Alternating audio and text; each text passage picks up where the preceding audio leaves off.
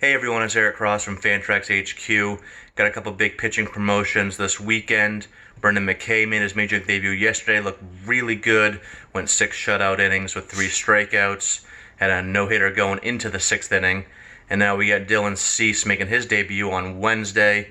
Now, a lot of people have been asking, which one's better for the rest of this season, McKay or Cease?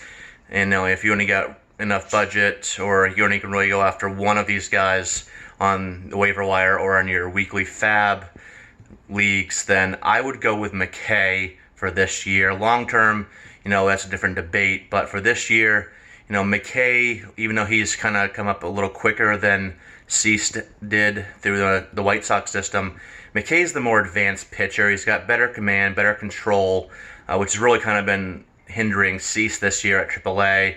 See, his numbers have been a little lackluster, mid-4 ERA, WHIP pushing 1.6.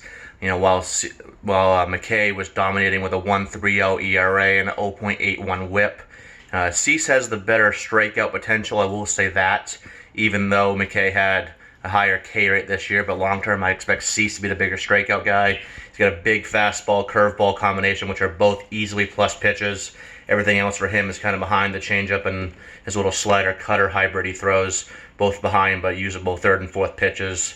And McKay's just got a really solid repertoire: fastball, curveball, slider, and he can kind of toy with that velocity as well, make that into a cutter, and also throws a changeup as well.